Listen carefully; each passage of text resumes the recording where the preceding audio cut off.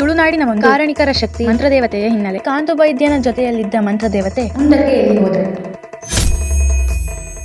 ಭೂಲೋಕದಲ್ಲಿ ಅನ್ಯಾಯಗಳು ಹೆಚ್ಚುತ್ತಿರುವುದನ್ನು ಕಂಡು ಬೇಸರಗೊಂಡ ಪಾರ್ವತಿ ದೇವಿಯು ತನ್ನ ಪತಿ ಪರಶಿವನ ಅಪ್ಪಣೆ ಪಡೆದು, ನಾನು ಶಾಂತ ರೂಪದಲ್ಲಿ ಬೇರೆ ಬೇರೆ ಅವತಾರ ತಾಳಿದ್ದರೆ ಪರಿಹಾರ ಕಂಡುಹಿಡಿಯಲು ಆಗದಿದ್ದರಿಂದ ಇನ್ನು ಮುಂದೆ ಉಗ್ರ ರೂಪದಲ್ಲಿ ಭೂಮಿಗೆ ಇಳಿಯುವುದಾಗಿ ನಿರ್ಧರಿಸಿ ತಾಳಗರಿಯ ಮಂತ್ರದ ಕಟ್ಟೊಂದನ್ನು ನದಿ ನೀರಿನಲ್ಲಿ ಬಿಡಲು ಸಮಯಕ್ಕಾಗಿ ಕಾಯುತ್ತಾಳೆ. ಪಾರ್ವತಿ ದೇವಿಯ ಪರಮ ಭಕ್ತರಾದ ಕೇರಳದ ಕುಂಟಲ ತಂತ್ರಿಗಳು ಬೆಳಗಿನ ನಿತ್ಯ ಪೂಜೆಗೆ ನೀರು ತರಲು ನದಿಗೆ ಬಂದಾಗ ಕೆಳಮುಖವಾಗಿ ಹರಿಯುತ್ತಿರುವ ನೀರಿನಲ್ಲಿ ಮೇಲ್ಮುಖವಾಗಿ ಬರುತ್ತಿರುವ ತಾಳಗರಿಯನ್ನು ಕಂಡು ಇದರಲ್ಲೇನೋ ದೈವಿಕ ಶಕ್ತಿ ಇದೆ ಎಂದು ತಿಳಿದು ತಾಳಗರಿಯನ್ನು ಮನೆಗೆ ತರುತ್ತಾರೆ. ಪಾರ್ವತಿ ದೇವಿಯು ಪುಟ್ಟ ಗುಬ್ಬಿಯ ರೂಪ ಧರಿಸಿ ಕುಂಟಾಳ ತಂತ್ರಿಯನ್ನು ಹಿಂಬಾಲಿಸಿ ಬರುತ್ತಾಳೆ. ಕುಂಟಾಳ ತಂತ್ರಿಗಳು ತಾಳಗರೆಯಲ್ಲಿದ್ದ ಮಂತ್ರವನ್ನು ಸುಂದರವಾಗಿ ಜಪಿಸುತ್ತಿರುವಾಗ ಮಾರುಹೋದ ಪಾರ್ವತಿ ದೇವಿಯು ಸುಣ್ಣದ ಕಲ್ಲಿನ ರೂಪ ಧರಿಸಿ ತಂತ್ರಿಗಳ ಮಡಿಲಿಗೆ ಬೀಳುತ್ತಾಳೆ. ಆ ಅಪರೂಪದ ಕಲ್ಲಿನಲ್ಲಿ ಏನೋ ವಿಶೇಷತೆ ಇರಬಹುದೆಂದು ತಿಳಿದು ಆ ಕಲ್ಲನ್ನು ಕಲ್ಲಂಬೆಯಲ್ಲಿ ಇಡುತ್ತಾರೆ. ಕೆಲವು ದಿನ ಕಳೆದು ಕಲ್ಲಂಬೆಯ ಒಳಗಿದ್ದ ಸುಣ್ಣದ ಕಲ್ಲು ಮಾತನಾಡುತ್ತದೆ. ನಾನು ಬರೀ ಕಲ್ಲಲ್ಲ, ನೀವು ಪೂಜಿಸುವ ಪಾರ್ವತಿ ದೇವಿಯ ಅನುಗ್ರಹದಿಂದ ನೀವು ಸ್ತುತಿಸಿದ ಮಂತ್ರದ ಪರಿಣಾಮವಾಗಿ ಹುಟ್ಟಿದ ದೈವಶಕ್ತಿಯಾಗಿದ್ದೇನೆ. ದೇವಾಲಯ ಕಟ್ಟಿ ಅದರಲ್ಲಿ ನನ್ನನ್ನು ಸ್ಥಾಪಿಸಿ ಎಂದಾಗ ಮಂತ್ರಕಾಯಕದೊಂದಿಗೆ ನೆನೆದು ಮುನ್ನಡೆಯಿರಿ. ಆ ದೈವದ ಅಪ್ಪಣೆಯಂತೆ ವಿಧಿವಿಧಾನಗಳ ನೆರವೇರಿಸಿ ನನ್ನ ಮಂತ್ರದಿಂದ ವೈದಿಕ ಕ್ರಿಯೆಗಳಲ್ಲಿ ಒಲಿಸಿಕೊಂಡು ದೈವಶಕ್ತಿಯನ್ನು ಮಂತ್ರದೇವತೆ ಎಂಬ ಹೆಸರಿನಿಂದ ಪೂಜಿಸಿಕೊಂಡು ಬರುತ್ತಾರೆ.